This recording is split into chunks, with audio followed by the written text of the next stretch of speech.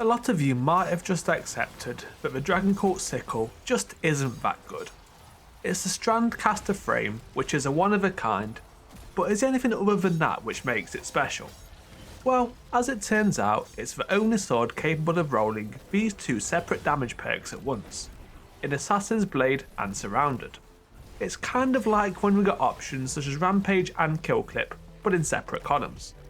Assassin's Blade grants a 15% damage boost following a kill, while Surrounded grants 35% increased damage when close to 3 or more enemies, and these boosts being multiplicative gives a huge 55% damage increase when activated together.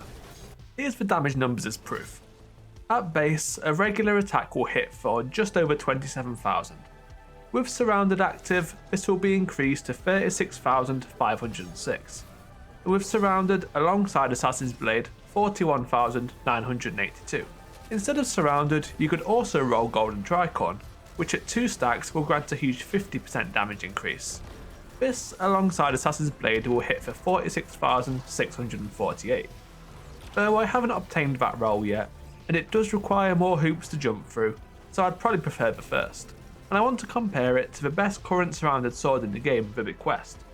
Bequest is a bit of a weird one, as it has 10 more impact than other swords, though this is likely a bug and liable to be patched, and can also be crafted with Enhanced Surrounded, a 41% increase instead of 35%. And with this roll, it was hitting Cole for 41,881. It's very close, and the Dragoncult does require a kill to surpass a Bequest. So why would I actually recommend the Dragoncult? Well, check this out. Turns out being Strand is a huge benefit for swords.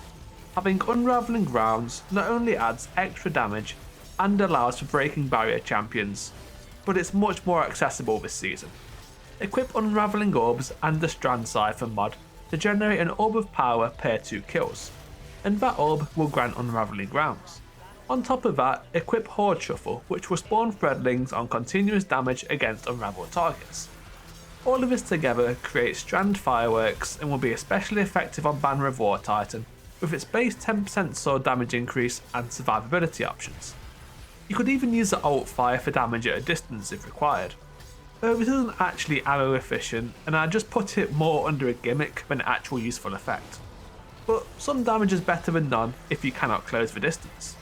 And finally, some alternate rolls which all have their own use case. Slice with Surrounded.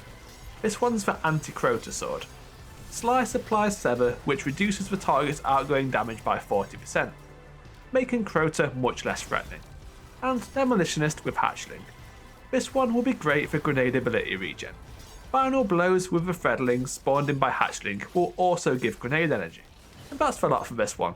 It's a surprisingly fun weapon which does have some use despite being written off by many.